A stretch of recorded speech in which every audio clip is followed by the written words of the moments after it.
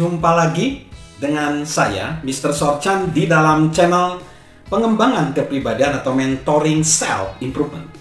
Saat ini konteks besar kita adalah lingkungan yang kondusif agar pertumbuhan pribadi dapat berlangsung dengan cepat.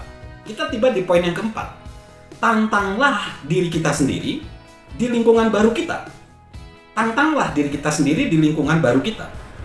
John Maxwell pernah mendengar kisah tentang seorang seniman Jepang yang melukis di sebuah kanvas besar. Di salah satu sudut bawah terdapat sebatang pohon dan di cabang pohon tersebut bertengger beberapa ekor burung. Bagian lain dari kanvas tersebut dibiarkan kosong.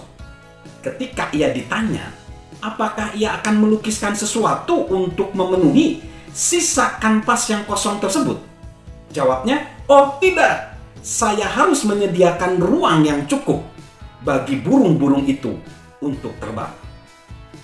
Kata-kata dari seniman ini, menyediakan ruang yang cukup bagi burung-burung untuk terbang, itu adalah salah satu hal yang paling positif yang perlu kita cermati. Jadi sahabat Mr. Sorchan, salah satu hal yang paling positif ketika kita berada dalam lingkungan pertumbuhan adalah lingkungan tersebut memberikan ruang yang cukup luas bagi kita untuk terbang. Tetapi kita harus bersungguh-sungguh mencari dan menciptakan kesempatan-kesempatan pertumbuhan tersebut. Kita harus mengembangkan kebiasaan dan disiplin untuk menantang diri sendiri. Salah satu cara yang pertama kali digunakan oleh John Maxwell untuk menantang diri sendiri adalah mengumumkan sasaran dia. Tidak banyak hal yang mendorong orang sama seperti tenggat waktu dan orang-orang. Itu tidak berarti bahwa dia selalu meraih sasarannya. Enggak juga. Tetapi John mendapati bahwa kalau ia memberitahukan orang lain tentang apa yang ia ingin lakukan, ia akan berusaha lebih keras lagi.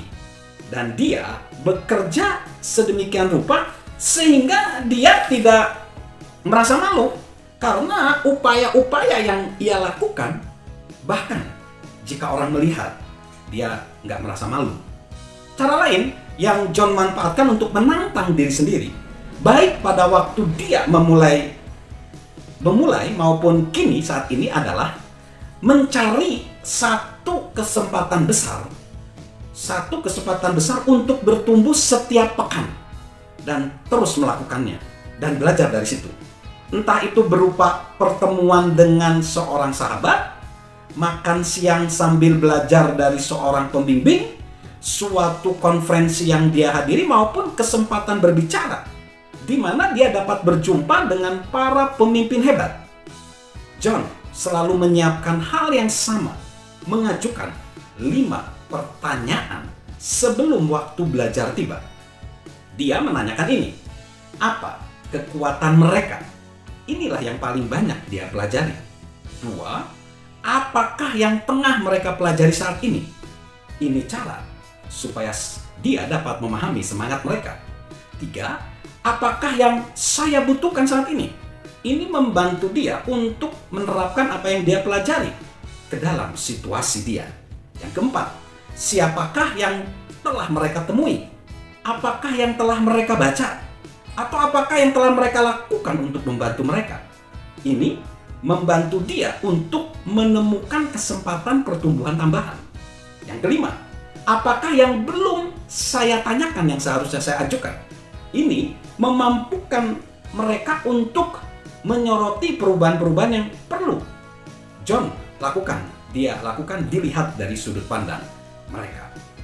Jadi, sahabat Mr. Sorchan, suatu lingkungan pertumbuhan yang lebih baik tidak akan banyak membantu kita bila kita tidak melakukan segala sesuatu dengan kekuatan kita untuk memanfaatkannya.